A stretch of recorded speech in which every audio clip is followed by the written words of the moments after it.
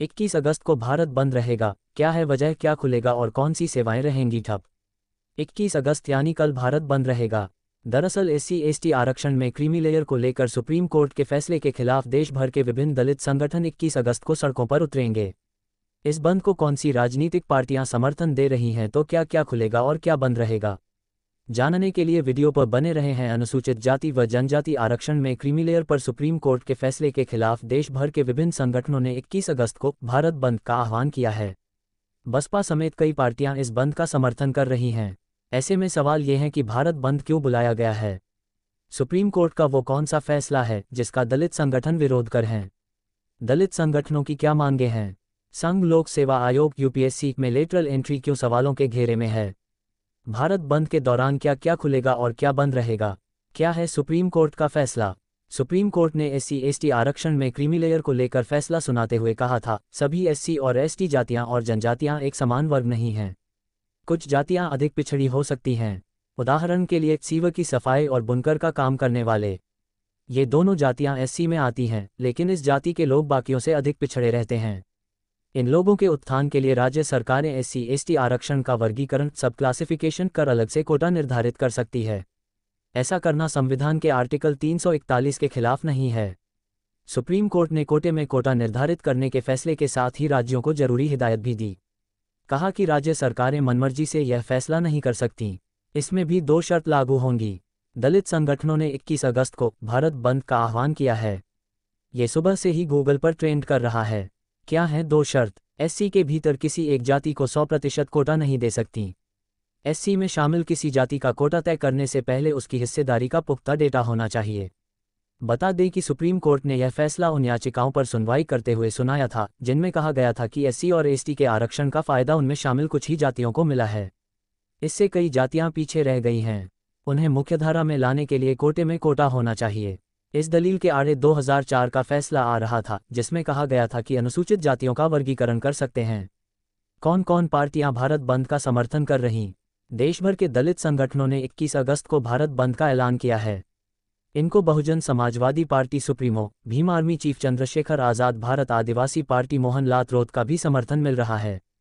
साथ ही कांग्रेस समेत कुछ पार्टियों के नेता भी समर्थन में हैं। किन राज्यों में भारत बंद के बारे में किया जा रहा सर्च। भारत बंद को लेकर राजस्थान, मध्य प्रदेश, बिहार, झारखंड और छत्तीसगढ़ समेत देश भर में इसके बारे में सर्च किया जा रहा है। बसपा के महासचिव सतीश चंद्र मिश्रा ने सोशल मीडिया प्लेटफॉर्म X पर लिखा, हम सब जानते हैं कि बसपा की राष्ट्रीय अध्यक्ष बहन मायावती ने सुप्रीम कोर्ट के उपवर्गीकरण के फैसले का पुरजोर विरोध किया है। बहन जी के दिशानिर्देश BSP के सभी छोटे बड़े कार्यकर्ताओं से अपील है कि BSP के नीला झंडा और हाथी निशान के तहत 21 अगस्त 2024 को होने वाले भारत बंद में शामिल हों और जनता को खासकर दलित, शोषित, वंचित, अल्पसंख्यक और न्यायपसंद लोगों तक उपवर्गीकरण के बारे में जागरूक करें। साथ ही उन्होंने अपील की कि बसपा के सभी कार्यकर्ता अनुशासित एवं संवैधानिक तरीके से बड़ी संख्या में भारत बंद में शामिल हों। भारत बंद करने वालों की क्या मांगे हैं। भारत बंद बुलाने वाले दलित संगठनों की मांगे हैं कि सुप्रीम कोर्ट कोटे में कोटा वाले फैसले को वापस ले या पुनर्विचार करे। भारत बंद के दौरान क्या बंद रहेगा।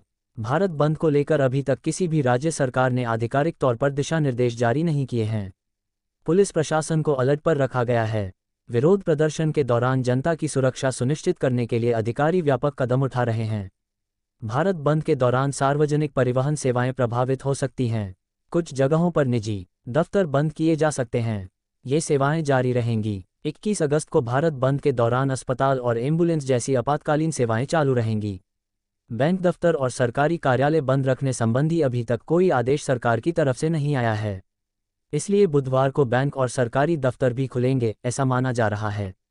भारत बंद के बारे में क्या सर्च किया जा रहा है।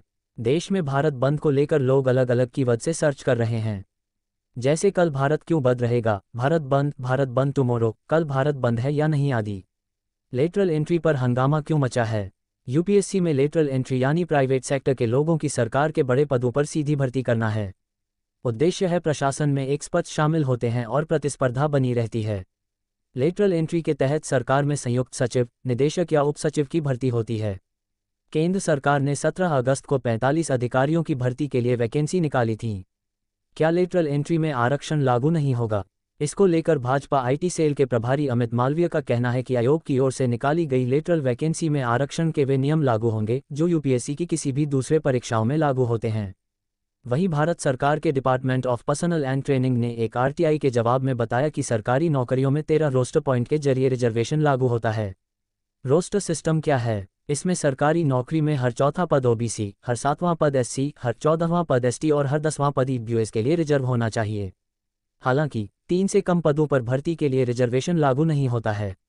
बता दें कि सरकार ने कानूनी की तकनीकी वजहों का लाभ उठाते हुए अलग अलग विभागों से 3 से कम पदों के लिए विज्ञापन जारी किए हैं, इसलिए इसमें रिजर्वेशन लागू नहीं होता है।